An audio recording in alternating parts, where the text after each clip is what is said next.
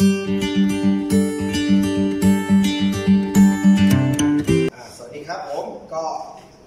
ตอนนี้ก็เข้ามาสู่ช่วงการเทรนนิ่งนะครับในภาคปฏิบัตินะครับหลังจากที่เรานะครับได้ไปศึกษาในการเขียนโปรแกรมสำหรับงานกลืน CNC มาแล้วนะครับฉะนั้นเมื่อเราเขียนโปรแกรมเสร็จเรียบร้อยเนี่ยก็ต้องมีการตรวจสอบโปรแกรมนะครับตรวจสอบเสร็จเรียบร้อยแล้วเนี่ยเราก็จะเอาโปรแกรมมาใช้กับเครื่องหรือมาเข้าเครื่องเพื่อผลิตชิ้นงานออกมาแต่ก่อนผลิตชิ้นงานนะครับอันดับแรกเราต้องมาเรียนรู้วิธีการทำงานของเครื่องกลืน CNC พื้นฐานก่อนนะครับอันดับแรกนะครับเราต้องมารู้จักนะครับ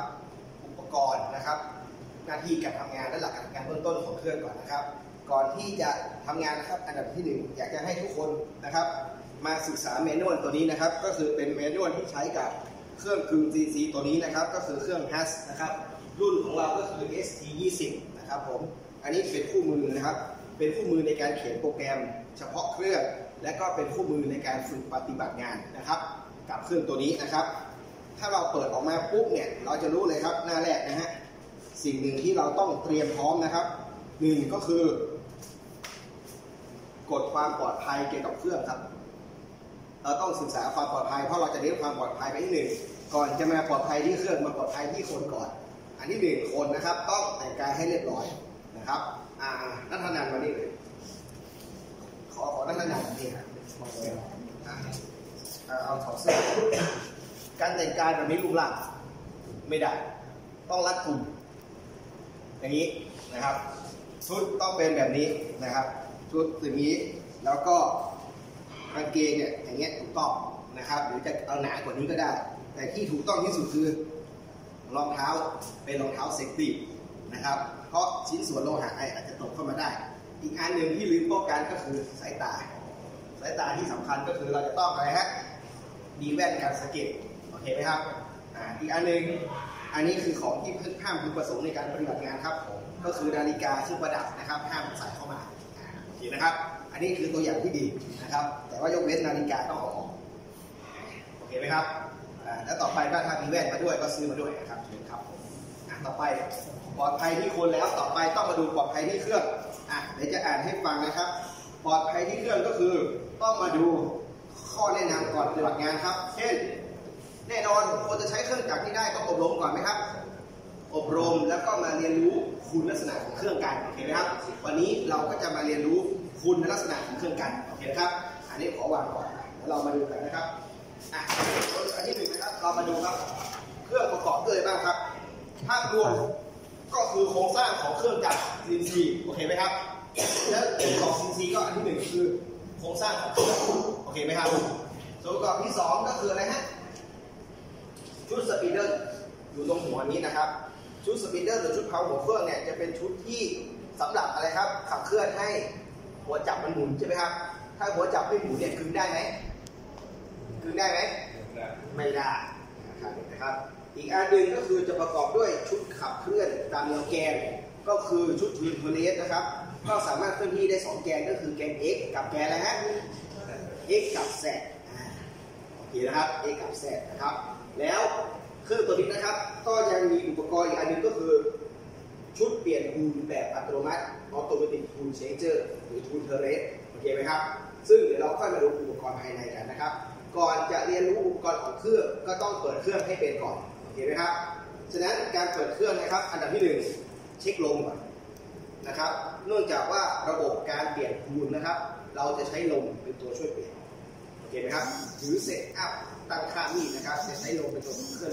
หรือแม้กระทั่งจับยึดชิ้นงานก็ใช้ต้นกำลังของลมเป็นตัวจับยึดชิ้นงานว่าให้ปัดจากเคลื่อนที่จับยึดชิ้นงานหรือคลายออกโอเคไหมครับฉะนั้น1เช็คความดันลมนะครับอยู่ด้านหลังอีกอันหนึ่งแรงจับยึดมากหรือน้อยก็อยู่ที่ความดันลมที่เราเซตเอาไว้ครับ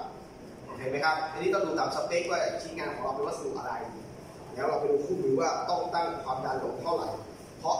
ตามหลักของกฎนิวตันก็คือความดัน P เท่ากับ SA ใช่ไหมถ้าหาแรงกระตุ้นก็คือ F เท่ากับ P คูณ A โอเคไหมครับแล้วความดันจะเป็นตัวกำหนดเห็นไหมครับพอเสร็จดูโครงสร้างเข้าไปแล้วต่อไปเรามาดูเครื่องครับมีลมพร้อมนะครับต่อไปก็มาเปิดสวิตช์ข้างหลังนี้นะฮะเปิดสวิตช์ปั๊บเรียบร้อยต่อไปอีกอันหนึ่งครับถ่ายต่อ อีกอันนึงครับ Air Dryer ต้องเปิดนะครับ Air Dryer นี้คืออุปกรณ์ที่ต้องทำให้อากาศแห้งนะครับเพราะเวลาอากาศอัดเรารู้อยู่แล้วใช่ไหมครับว่าเวลาใช้เสร็จเนี่ยถ้ามีระบบโรงค้างไว้เนี่ยเมื่อมันควบแน่นจะกลายเป็นของเหลวชุดนี้เรียกว่าชุด Air Dryer ก็คือทำให้อากาศมันแห้งใช้ระบบ Evaporator ที่เราเรียนรู้เปิดเครื่องปรับอากาศกันนะครับโอเคไหมครับจากนั้นอ้อมมาด้านนี้ครับมาเปิดตรงนี้เปิดเมสวิตตรงนี้ต่อ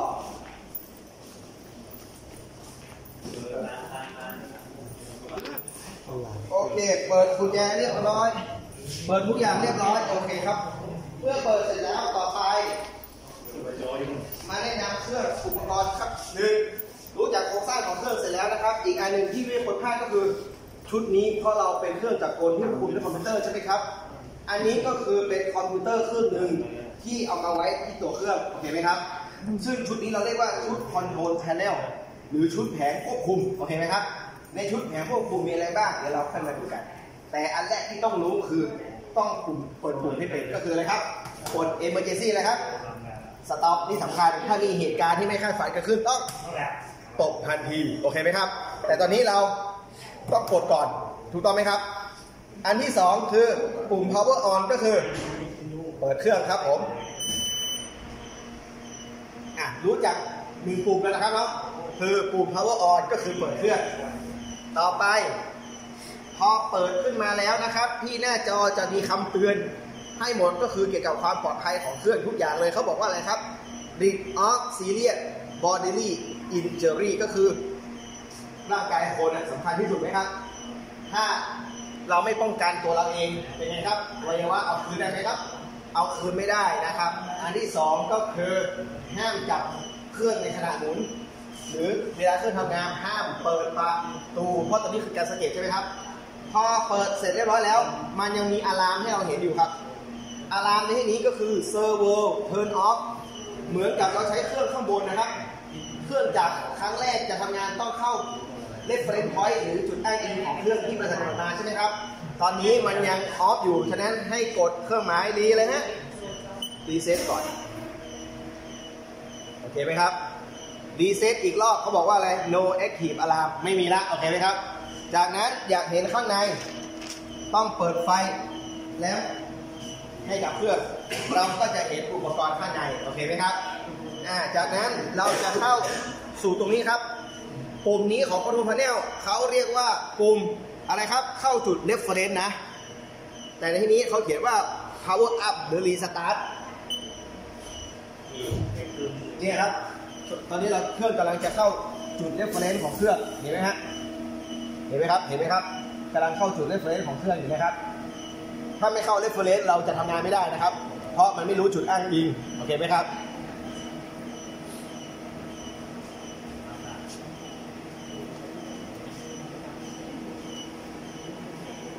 ก็ reference ก็จะเลือกมูลที่เป็นตัวอ้างอิงนะครับ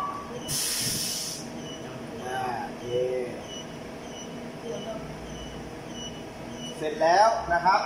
เมื่อเข้า reference เสร็จแล้วหน้าจอของเราจะ active แล้วก็พร้อมใช้งานนะครับพร้อมใช้งานดูตามนี้เลยนะครับต่อไปมารู้จักอุปกรณ์อื่นนะครับปุ่ม Control Panel นะครับโหมด F ก็คือโหมดฟังก์ชันที่ใช้ในการเปลี่ยนโหมดเปลี่ยนหน้าต่างหรือควบคุมการทำงานโดยรวมเหมือนคอมพิวเตอร์แกน X Y หรือ Z ก็คือปุ่มควบคุมการเคลื่อนที่ของแกนนะครับตามแนวแกน X แล้วก็แกน Z โอเคไหมครับแล้วแกน Y ไม่มีนะเครื่องนี้เพราะเราเป็นเครื่องกึ่งมี X กับ Z ถ้ามี Y ก็ต้องไปใช้กับเครื่องกัดนะครับแล้วปุ่มตัวนี้นะครับ Tail Stop ก็คือสั่งให้ชุดยันศูนย์ท้ายแท่นเคลื่อนที่ตัวนี้เป็นตัวควบคุมนะครับให้คอนเวเยอร์ของเราจะมีคอนเวเยอร์นะครับเป็นท็อปเชนคอนเวเยอร์นะครับในการที่จะลำเลียงหรือบางรุ่นก็จะเป็นสกรูลำเลียงนะครับลำเลียงเวลากึ่งมีเศษไหมเศษตกสู่พื้นใช่ไหมก็จะลำเลียงเศษวัสดุตกตรงนี้โอเคไหมครับนะครับฉะนั้นมาดูปุ่มข้างล่างสำคัญมากครับปุ่มข้างล่างนี้นะครับจะเป็นปุ่มอันแรกครับฟีดก็คืออัตราป้อนที่เราเหมือนเรียนเครื่องเล็กนะครับอัตราป้อนว่าควบคุมอัตราป้อนเท่าไหร่ด้วยระบบแมนนวลสปินเดิลก็คือความเร็วของ สปีดเดิลหัวสปีดเดิลว่าหมุนเท่าไหร่นะครับ forward กับ reverse ก็หมายถึงหมุนทวนเข็มตามเข็ม stop ก็ให้มันหยุดโอเคไหมครับแต่ตัวนี้สำคัญครับเนื่องจากว่าเครื่องจักรขนาดใหญ่เนี่ยเราจะควบคุมด้วยความเร็วที่สูงกว่าเครื่องเล็กมากฉะนั้นผมบอกแล้วครับในการเรียนโค้ด CNC G00 ก็คือการเคลื่อนที่ด้วยความเร็วสูงสุดของเครื่องใช่ไหมแต่ในตอนการเซตอัพนะครับถ้าเราเคลื่อนที่เร็วเนี่ยอาจจะทำให้เกิดอุปสรรคหรือเกิดปัญหาได้ถ้าเราไม่ถนัดโอเคไหมครับมันจึงมีปุ่มสำหรับลดความเร็วสูงสุดของเครื่องลงเช่น 5% ของความเร็วสูงสุด25 50 หรือ 100%มาดูปุ่มนี้ครับปุ่มนี้ก็คือเป็นปุ่มทำงานควบคุมหน้าจอครับว่าจะเข้าโหมดโปรแกรมโหมดโปรแกรมก็คือ Input และแก้ไขโปรแกรมนะครับโหมด Position ก็เหมือนเครื่องบนใช่ไหมฮะดูตำแหน่งของมีดกึ่งว่าอยู่ตรงไหนแล้วนะครับ Offset ก็หมายถึงโหมดอะไรฮะโหมดที่เราก็จะ Offset Tool ต่างๆว่า Offset จุดอ้างอิงในการคืนงานหรือ Offset ในส่วนของจุดอ้างอิงของเครื่องมือตัดนะครับแล้วก็จะมีอะลามต่างๆแล้วก็มีปุ่ม Setting Graph ก็เหมือนกับข้างบนนะ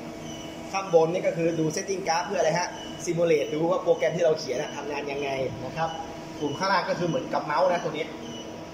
เหมือนกับเมาส์นะเพจ F เพจ D เนี่ยก็เหมือนคอมพิวเตอร์ทุกอย่างอันนี้ก็คือตัวอักษรกับตัวเลขเหมือนคอมพิวเตอร์ทุกอย่างมี Enter มีอะไรมี Enter Box เหมือนกันแต่สิ่งสำคัญที่สุดให้ดูตรงนี้ชุดนี้นะฮะชุดนี้เราเรียกว่าโหมดการทำงานของเครื่อง CNC ซึ่งเหมือนกับข้างบนเลยใช่ไหมฮะเครื่องข้างบนเครื่องเล็กเราใช้เป็น Handle View ใช่ไหมหรือเป็นมือหมุนใช่ไหม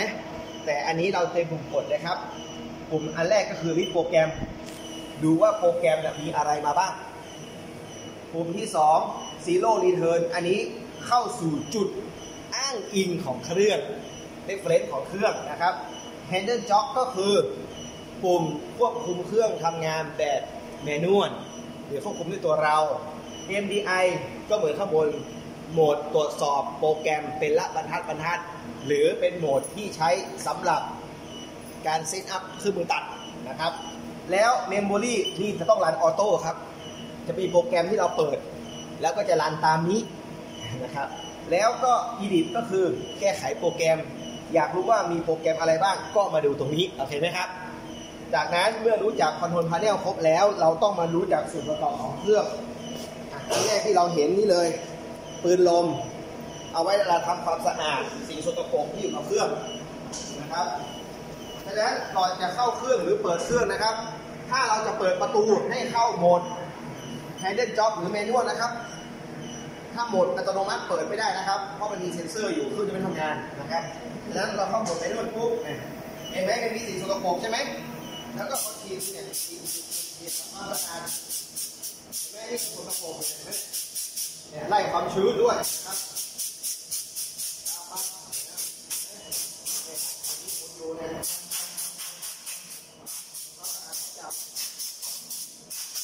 โอเคไหมครับ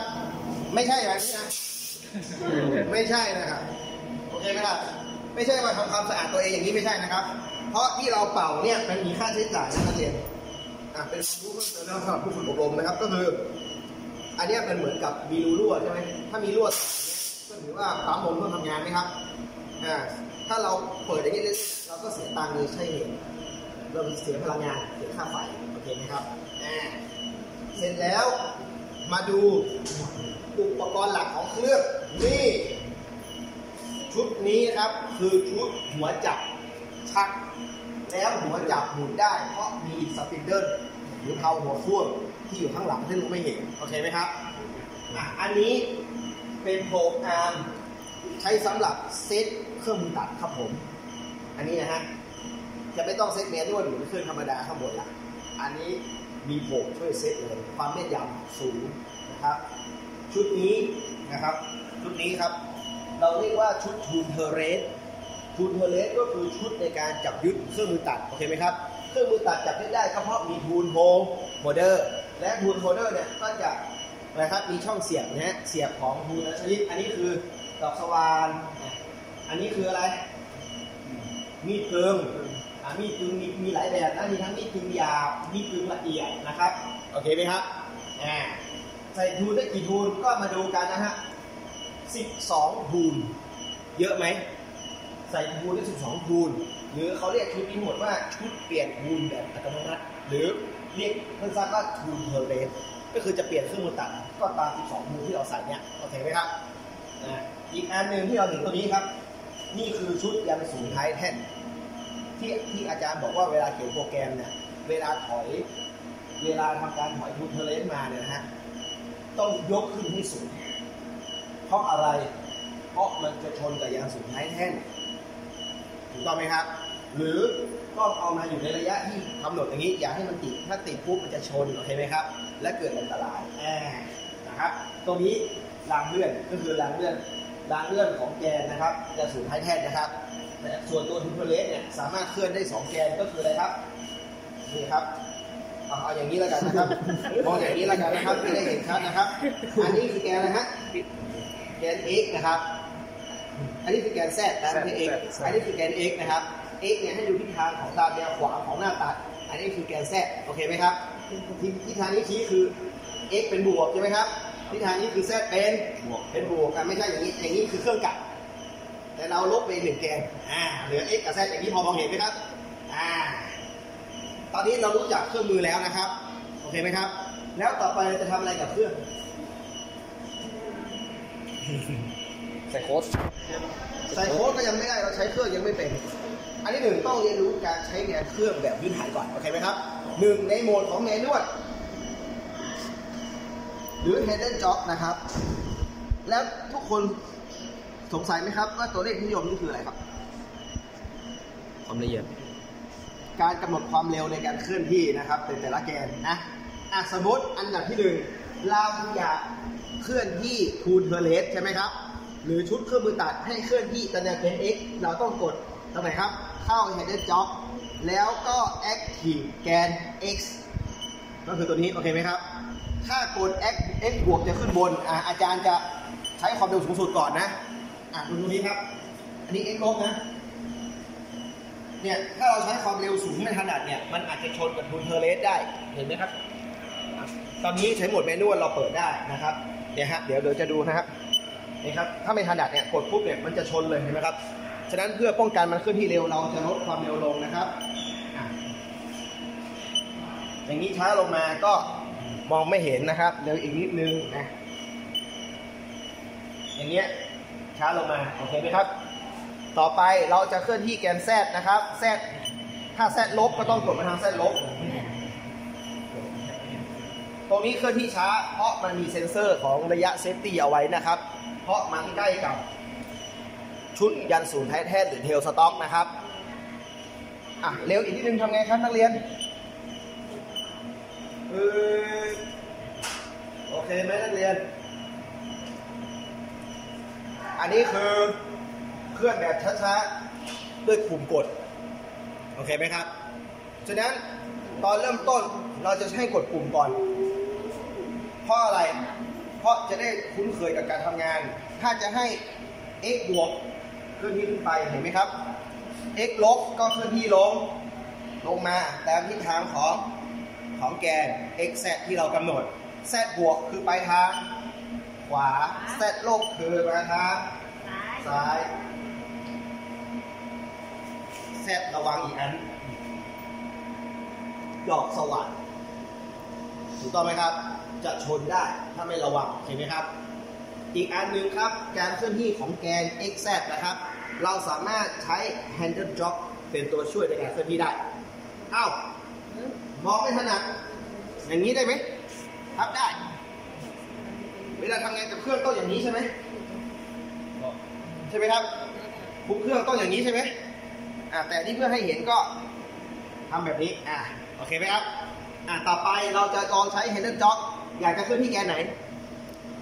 เคลื่อนที่แกนไหนแกน z ก็ active แกน z เราคลิกบวกก็จริงนะครับทิศทางอยู่ที่ handle job นะครับถ้าหมุนไปทาง z บวกก็ต้องทางนี้นะครับ z บวกนะครับ z ลบก็คือทางนี้ครับโอเคไหมครับแกนไหนต่อ x กดที่ทางบวกลบไม่รู้แต่ถ้าหมุนไปทางนี้คือ x บวกหมุนลงมาคือ x ลบแต่ระวังให้ดีนะฮะคนขึ้นที่เยอะๆเนี่ยอาจจะชนได้นะเนี่ยเราต้องระวัง เวลาเปลี่ยนทูนถึงบอกว่าต้องมาดูหน้าเครื่องอีกทีนึงว่าระยะ xz เนี่ยจะต้องถอยเท่าไหร่เพื่อที่ไม่ให้มันชนนะครับตอนนี้เราก็เคลื่อนขึ้นไปเดี๋ยวเราจะมาสอนดูว่ามันเคลื่อนที่ยังไงที่ x จะไม่ชนนะครับอันนี้พื้นฐานใช้งานเคลื่อนที่แกนเป็นยังครับเป็นยังเป็นแล้วต่อไปลองหมุนดีไหมเวลาจะหมุนทูนเทอร์เลสนะครับอันดับแรก active แกน z นะครับแล้วเคลื่อนที่ลงมาประมาณนี้นะครับให้อยู่ตรงกลางประมาณนี้นะครับเพื่อไม่ให้ทูนเทอร์เลสชนบนขณะหมุนแล้วถ้ากลัวไม่ปลอดภัยนะครับเคลื่อนที่ x ขึ้นบนเลยครับโอเคไหมครับขึ้นสุดเลยครับต่อไปเราจะทำการดูว่าเครื่องมือตัดของเรานะครับมันหมุนเปลี่ยนยังไงมาดูหมายเลขมันมีหมายเลขกำกับอยู่ตรงนี้เห็นไหมครับเล็กๆเห็นไหมฮะกำกับอยู่ตรงนี้นะครับเป็นหมายเลขกำกับทูนแต่ละชนิดเห็นไหมครับเห็นไหมโอเคนะครับต่อไปเราจะเคลื่อนทูนที่1ให้เข้าโหมด MDI นะครับ MDI แล้วก็มาเปลี่ยนทูนนะครับก็คือกดอะไรฮะทูนในที่นี้คือ T1 ก็ต้องพิมพ์ T1 นะครับแล้วกด Enter แทนข้างบนนะครับแล้วก็ End of Box ตัวนี้ End of Box กด Enter ลงมาก็จะพิมพ์บรรทัดใหม่ใช่ไหมครับอันนี้ T1 ต้อง M ไลน์ถ้าจะแทนตัวนี้ต่อก็ M06 Enter อันนี้คือคำสั่งในการเปลี่ยนทูนนะครับ T1 ก็คือทูนที่1นะฮะ M06 อันนี้เป็นคำสั่งของเครื่องนะครับ M code คือคำสั่งควบคุมการทำงานของเครื่องให้ชุดทูนเทอร์เลสมันหมุนโอเคไหมครับหมุนเสร็จแล้วเราก็ทำไงครับรีเซ็ตขึ้นหัวโปรแกรมแล้วก็กด Cycle Start นะครับ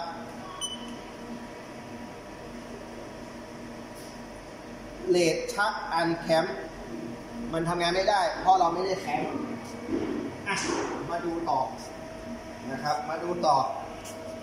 แคมป์ไม่แคมป์ให้ดูตรงนี้นะฮะเห็นตัวเลขตัวนี้ไหมตัวนี้ควบคุมการเคลื่อนที่ของยานสูงท้ายแท่นตัวนี้อันนี้คือแคมป์ก่อนจะควบคุมมาดูแคมป์ก่อนนะฮะอันนี้เราต้องใช้ประแจ L นะฮะในการขยายปรับจับหรือจะหุบเข้ามาเพราะงานของเราไม่เหมือนกันแสดงว่าอันนี้งานเขาเล็กมากเขาเลยเคลื่อนที่เข้ามาใช่ไหมแต่ว่าเวลาคลายเนี่ยเราต้องดูขั้นเกี่ยวนะให้ตรงกันทุกอันนะถ้าไม่ตรงปุ๊บมันเยื้องศูนย์เลยนะโอเคไหมครับนี่คือข้อควรระวังอันนี้คือแคมป์เรียงครับนี่คือคลายออกใช่ไหมครับนี่คือคลายเข้าแล้วถ้าวัสดุอ่อนต้องมาปรับตรงนี้ด้วยนะปรับลงด้วยนะครับผ่านอันนี้แคมป์เรียงครับแคมป์แล้วปุ๊บเราก็เวลาจะพิมพ์อาจารย์จะเปลี่ยนที่ T2 เหมือนกับข้างบนเลยนะแต่ที่เรากดปุ่มได้เลยอันนี้ก็เป็นอะไรฮะมา T1 ก่อนนะ T1 Enter อันนี้คือขั้นตอนของการที่เราจะเปลี่ยนทูนนะครับเราจะย้ายไปทูนที่1ก่อนโอเคไหมครับว่าทูนที่1คืออะไรนะครับให้เข้า MDI แล้วพิมพ์ T1 ตามด้วย M06 M06 คือคำสั่งที่ใช้ในการเปลี่ยนเครื่องมือตัดนะครับจับมืออย่างนี้เพื่ออะไรครับถ้าผิดเราจะได้กดสต็อปไปก่อนปึ๊บนี่ครับทูนที่1เป็นทูนที่1เป็นดอกสว่านต่อไปทูนที่2เป็นอะไรแก้ครับT2 Enter นะครับทูนที่2เป็นเครื่องมือตัดเฉพาะของเขาเราหนูมากด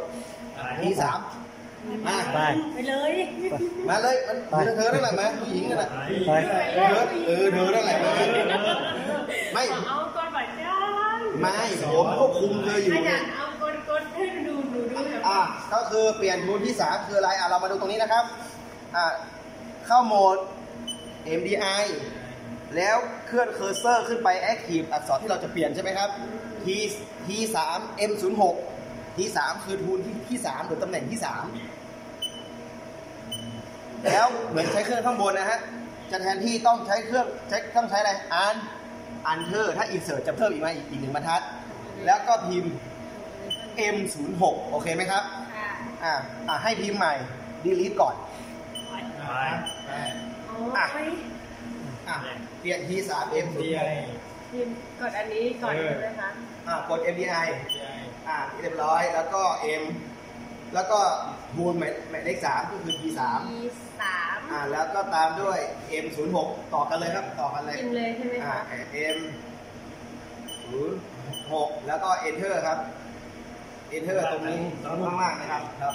นี่แหละครับเสร็จเรียบร้อยแล้วนะครับ แล้วก็ส่วนใหญ่เราจะนิยมกดบรรทัดแล้วด้วย End of Box กำหนดอย่างเงี้ยฮะ End of Box แล้วก็ Enter แบบนี้โอเคไหมครับ แล้วเราอยากจะทำงานข้างบนนะเดี๋ยวเราจะให้เปลี่ยนบูธที่ 3 กด Reset กด Reset กด Reset ขึ้นหัวโปรแกรมเห็นไหมครับ แล้วก็มาทำแบบนี้ ดูมองว่าบูธที่ 3 คืออะไรกด2ปุ่มนี้นะครับ ถ้าเกิดมีอะไรผิดพลาดให้กดฟีดโฮลเอาไว้จะหยุดโอเคไหมครับ แต่ถ้าใช้สตาร์ทต้องกดปุ่มนี้โอเคไหมครับเอาล็อกท่าโอเคกดเห็นไหมบูธที่ 3 เป็นอะไรบูธที่ 3 อันนี้นะครับเป็นมีเกลือของเขา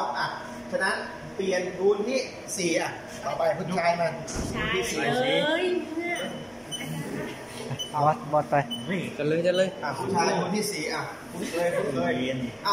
ต้องสร้างความคุ้นเคยใช่ไหมไม่งั้นเราก็จะไม่คุ้นเคยกับมันนี่แหละทีกดที4อันเทอร์ข้างไหนอันเทอร์ใช่เรียบร้อยแล้วก็กดรีเซ็ตแล้วก็ดูที่4เป็นอะไรนี่เห็นไหมนี่คือนี่ปอกซ้ายปอกขวาปอกไปทางนู้นคือปอกอะไรปอกไปทางซ้ายปอกทางนี้คือปอกไปทางคนต่อไปมาที่บอสไป ลาพิกซี่เขาบีบคุณสลับ กดคอร์เซอร์ขึ้นไปก่อนแล้ว MDI MDI อยู่แล้วโอเค T5 แล้วก็กดปุ่ม Enter แทนที่ครับโอเคแล้วมาทำท่าแบบนี้ตัว E กด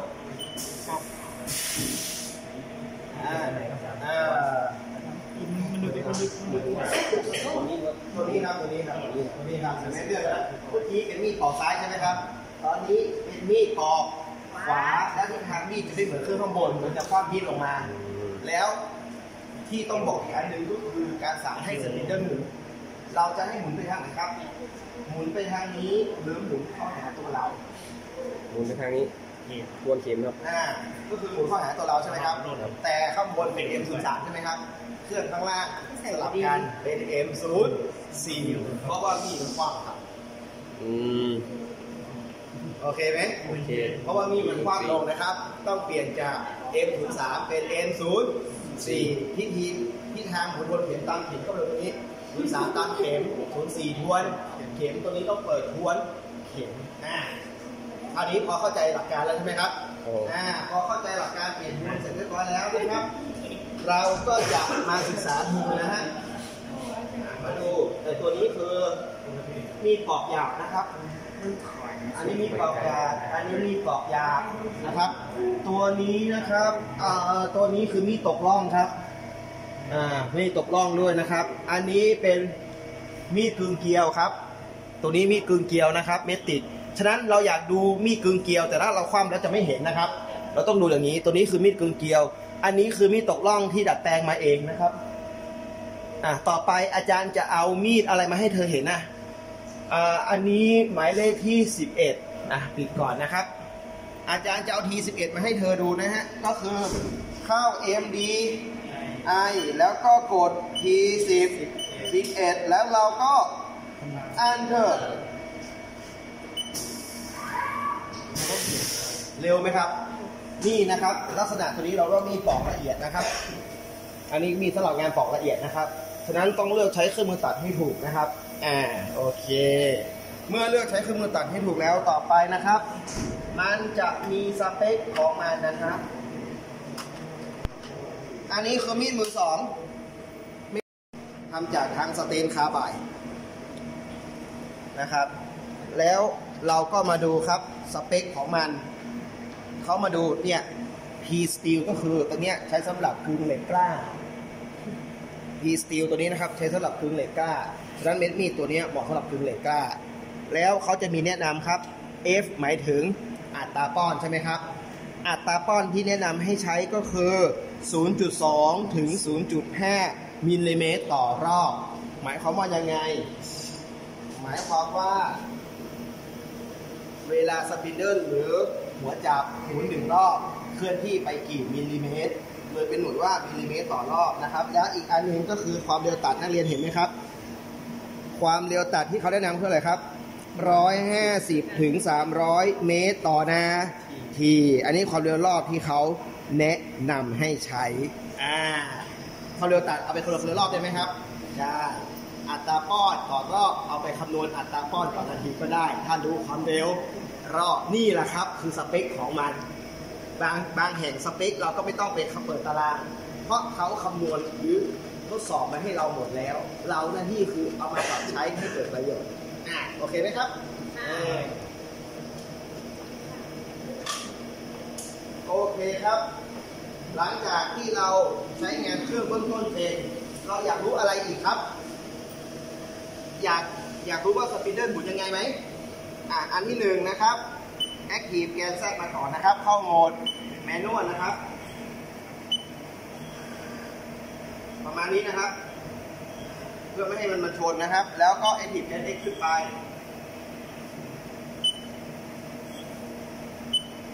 โอเคมันสุดแล้วนะครับแกน X โอเคไหมครับจากนั้นเราอยากจะให้สปินเดิลหมุนต้อง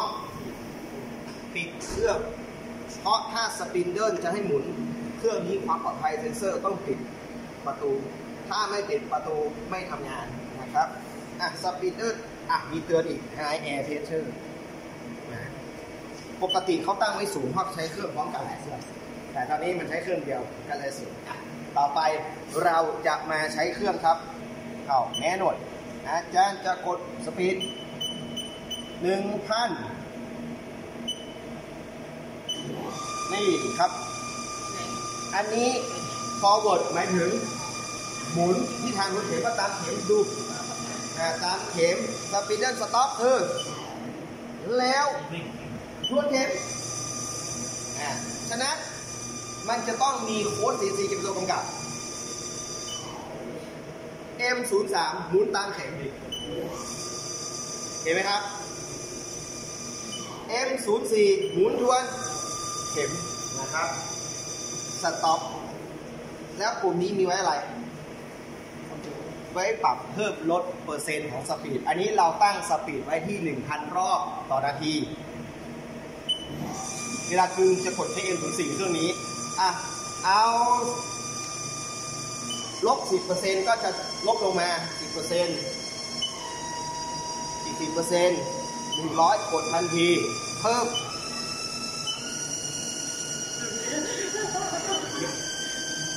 100ให้หยุดแล้วผมตั้งเป็นคำถามว่าทำไมมันถึงต้องมีบวกเปอร์เซ็นต์ก็คือเพิ่มเปอร์เซ็นต์ของรอบที่ตั้งไว้ 10% 20% อะไรเนี่ยเพิ่มลดไปเพื่ออะไรครับ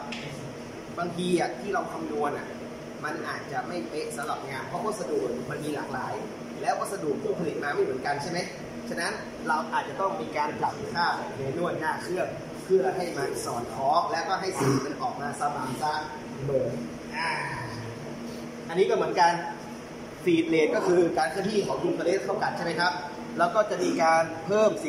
10% ลบ 10% เหมือนกันเพื่ออะไรครับปรับให้มันเข้ากับสภาวะการทำงานจริงๆเพราะวัสดุมันก็คือมาตรฐานแต่ผลิตได้หลายเจ้าถูกต้องไหมครับฉะนั้นโครงสร้างไม่เหมือนกันแล้วก็มาปรับอีกทีหนึ่งถึงแม้จะมีฟีดและอัตราก้อนแน่นอนครับผมอันนี้คือการใช้งานขั้นพื้นฐานเมื่อเราควบคุมดุลเพลสได้ควบคุมการเปิดเครื่องจักรได้โอเคไหมครับควบคุมการเปิดเครื่องจักรได้นะครับคุณก็สามารถควบคุมการทำงานของเครื่องกลึงแบบแมนนวลได้แล้วโอเคไหมครับฉะนั้นเพื่อเป็นการคุ้นเคยสำหรับทุกคนผมจะให้ทุกคนมาลองใช้เครื่องในการทำงานแบบแมนนวลกันก่อนครับโอเคไหมครับหลังจากนั้นเมื่อเรามีความสามารถหรือมีทักษะนะครับในการใช้งานของเครื่องนะครับแบบแมนนวลนะครับหรือควบคุมตัวเราแล้วผ ผมก็จะมาแนะนำวิธีการเซตจุดอ้างอิงนะครับก็คือจุดศูนย์งานและก็วิธีการเซตจุดอ้างอิงหรือจุดศูนย์ของเครื่องมือตัดหรือการชดเชยความยาวตำแหน่งจะได้แก่แทรกของเครื่องมือตัดเพื่อที่ว่าเวลาเรียกเครื่องมือตัดมาแล้วเนี่ยก็จะสามารถคืนชิ้นงานได้ตรงตามแหน่งที่เราเขียนโปรแกรมไว้โอเคไหมครับโอเคครับเดี๋ยวเรามาลองกันเลยครับผมครับแล้วไอ้แรปผิด25%นี่คืออะไรครับไอ้แรปผิดนี่นะครับแรปผิดตัวนี้นะครับเป็นสปีดที่ใช้ในการควบคุมความเร็วของเครื่องนะครับโดยใช้ G00 ครับ G00 ก็คือเคลื่อนที่ด้วยความเร็วสูงสุดของเครื่องแต่เนื่องจากว่าเครื่องนี้สปีดมันเร็วมากนะครับถ้าเราใช้ 100% ปุ๊บเนี่ยนะฮะก็จะเคลื่อนที่เร็วโดยถ้าการเซตอัพของทูลนะครับเราเซตอัพแบบไม่ถูกต้องเซตอัพทูลผิดพลาดแล้วถ้าเซตตำแหน่งของเครื่องผิดพลาดเนี่ยก็อาจจะทำให้ทูลเนี่ยไปชนกับอุปกรณ์ของเครื่องได้นะครับฉะนั้นถ้าให้ดูเป็นตัวอย่างนะครับผมจะลองเคลื่อนที่ให้ดูดีไหมครับอันที่1เข้า MDI เพื่อทดสอบการเคลื่อนที่ของเครื่องใช่ไหมครับตอนนี้เครื่องของเรานะครับเป็นอะไรครับเราต้องการดูเครื่อง T ที่3นะครับกดเป็น T เลยฮะ T 3หรือ T 4ก็ได้เอาหลักการนะครับแล้วกดEnter หรือถ้าไม่แน่ใจผมขอดูก่อนว่าดูเท่าไหร่ดีผมเอาทูลที่5ครับเพราะทูลที่5เป็นมีดปอกหยาบขวานะครับก็คือเป็น T5 แล้วเราก็ Enter M06 แล้วเราจะเคลื่อนที่เร็วอันนี้เรายังไม่ได้เรียกจุดอ้างอิงเลยนะครับแต่ถ้าเรียกจุดอ้างอิงมาเนี่ยเราต้องเรียก G55 ลงมาG54 ครับส่วนใหญ่เขาเรียกใช้ G54 แล้วก็อันนี้เราก็ End of Block แล้ว Enter ลงไปแบบนี้นะครับแต่แบบนี้มันก็ไม่ถูกทีเดียวสำหรับ G50 ก็อยู่ข้างบนโอเคไหมครับแต่ไม่เป็นไรอันนี้เราเอาความรู้เฉยๆโอเคไหมครับแล้วตอนนี้เราจะทำการรีเซ็ตนะครับแล้วเพื่อให้เห็นชัดนะครับผมจะให้ทำงานเป็นแบบซิงเกิลนะครับซิงเกิลเข้าตรงนี้ครับซิงเกิลบล็อกทำงานทีละบรรทัดโอเคไหมครับอันดับแรกผมจะเปลี่ยนเป็นคูณ5นะครับโอเคไหมครับดูนะครับวางอย่างนี้ดูนะฮะ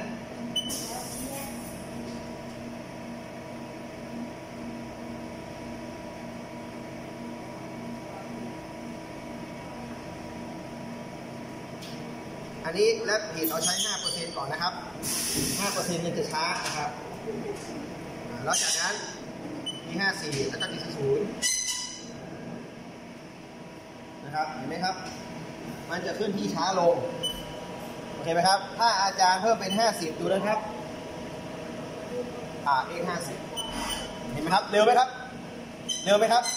ล้วถ้า100จะเร็วสักแค่ไหนครับเรียนดูนะครับต่อไปเช็คที่โปรโกอาจารย์เหลือแค่ 0.02 นิดเดียวไม่เป็นไรนะครับแต่เส้นอาจารย์เหลืออีกเยอะเลยนะครับโอเคไหมครับฉะนั้นเห็นไหมครับเร็วไหมครับถ้าไม่ถนัดให้กด5ไว้ก่อนเห็นไหมครับถ้าคนไม่คล่องตัวมันจะกดสต็อปทันแบบที่อาจารย์สต็อปไหมครับที่อาจารย์กดสต็อปเมื่อกี้เพื่ออะไรจะชนนะกดให้เร็วโอเคไหมครับแต่ถ้าเธอเลือกความเร็วสูงสุดแล้วเราเซตเครื่องมือตัดผิดพลาดแล้วจะชนกับอุปกรณ์ประสบการณ์ใหม่ๆของผู้ใช้เครื่องใหม่ๆมักจะชนแล้วถ้าชนด้วยความเร็วมากศูนย์เปลี่ยนไหมครับความเที่ยงตรงของเครื่องต้องเปลี่ยนไหมครับฉะนั้นถึงต้องแนะนำที่ใช้ที่ 5% หรือ 25% ก่อนถ้าโปรแกรมถูกต้องเซตเครื่องมือตัดถูกต้องเราค่อยมาใช้ที่เท่าไหร่ 100%โอเคไหมครับตอนนี้เราต้องมาทำต่อครับเอาทูลกลับไปที่เดิมครับทูลกลับไปที่เดิมจอบครับอันดับแรกให้หมายเป็นแซดก่อนนะครับถอยไปทางบวกนะครับอันนี้ลบนี่ครับดูทิศทางตรงนี้ครับทิศทางครับแซดบวก x บวกโอเคพอครับจะชนเห็นไหมครับฉะนั้นถ้ากลัวเร็วนะครับให้กดช้าลงโอเคไหมครับอันนู้นแมนนวลครับอันนี้ของเครื่องโอเคไหมครับต้องแยกกันนะโอเคถ้าคล่องแล้วก็กดเร็วได้ขึ้นบน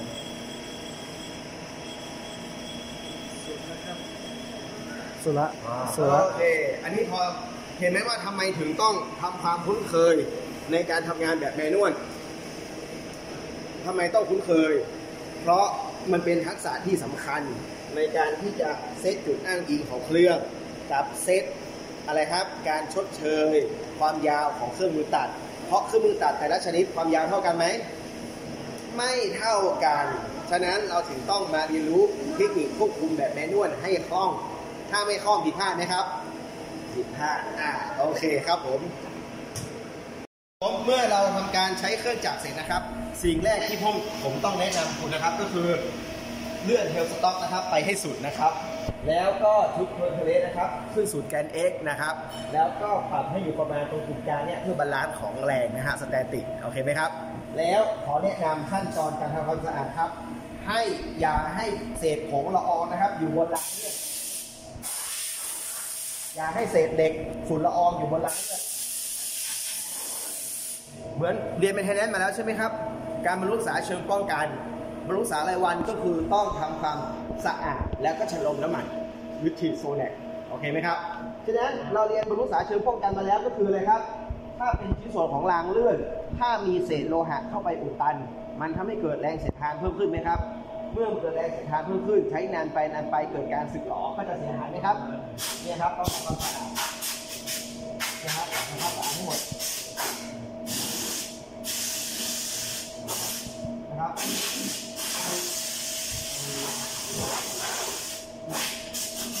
แล้วถ้ามันไม่ไหวต้องเอาแปรงปัดเมื่อแปรงปัดเสร็จแล้วนะครับถ้ามีโซเน็ตก็ฉีดชโลน้ำมันเห็นไหมที่ชโลน้ำมันตลอดเลยเห็นไหมครับถ้ามีโซเน็ตก็ซื้อโซเน็ตมาฉีดเลยแต่ว่าเอาของเขามาใส่นะครับเดี๋ยวผมจะถามให้ว่าตรงไหนนะครับพอบำรุงรักษาเสร็จแล้วนะครับก็ถ้าอยากต้องการเอาเศษไปทิ้งเนื่องจากว่าเศษมันเยอะแล้วเราโกยใส่เขาเรียกว่าถังไม่ไหวหรือโกยใส่อะไรที่ตักผงไม่ไหวเนาะเราก็สามารถดีเลยครับมาดูคำว่าชิปตรงนี้ฮะชิป forward ชิป stop ชิป reverse กดชิป forward conveyor forward มาดูตรงนี้ครับตรงนี้มันเปิดเพราะว่ามันไม่ทำงานเนาะต้องปิดconveyor forward นี่ครับ conveyor ก็จะเคลื่อนที่แล้วก็เอาเศษไปทิ้งตรงข้างนอกนะครับมันเป็นสายพาน conveyor ข้างล่างนะครับอยู่ข้างล่างสุดตรงนี้ที่เลื่อนข้างล่างนะครับที่นะครับใช่ครับที่เลื่อนนะครับเห็นไหมครับแล้วก็เศษก็จะไปทิ้งตรงนี้นี่ครับเศษก็จะมาทิ้งตรงนี้นะครับโอเคนี่ครับเนี่ยฮะอันนี้เศษที่เราเหลือไว้ประมาณนี้ครับผมความจริงต้องเคลื่อนนี้ก่อนเคลื่อนนี้เสร็จแล้วก็ตัดผงเก็บรายละเอียดทีหลังครับต่อไปเมื่อทำความสะอาดเสร็จแล้วเราก็มากดปุ่มนี้ครับชิปสต็อปเพื่อหยุดสายพานหรือคอนเวเยอร์เห็นไหมครับแล้วจากนั้นเราจะปิดเครื่องครับ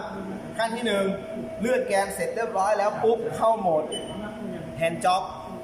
ปิดไฟโอเคไหมครับแล้วเวลาปิดต้องกดปุ่ม Emergency Stop ลงจะขึ้นสีแดงโอเคไหมครับแล้วก็กดปุ่ม Power Off ปิดเสร็จละแต่ยังไม่เสร็จนะครับพับเข้าอุปกรณ์เก็บให้เรียบร้อยนะครับประมาณนี้อันนี้ของเขาทิ้งไว้ไม่เป็นไรแต่สิ่งสำคัญที่เราต้องมาปิดตรงนี้ครับมาปิดตรงนี้ครับเมนสวิตช์ตรงนี้ครับเมน power on ก็เสร็จแล้วต้องไปปิดเมนใหญ่ตรงนู้นตรงนี้ครับเดี๋ยวเข้าแถวสรุปกันเดี๋ยวนี้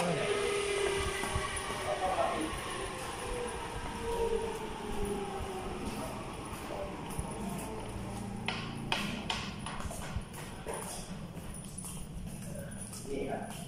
ปิดเมนสวิตช์ตรงนี้ของเครื่องนะครับตรงนี้เป็นปั๊มลมของเครื่องเราที่ใช้นะครับปิดหมดเลยแค่นี้ก็จบในการเครื่องแล้วครับผม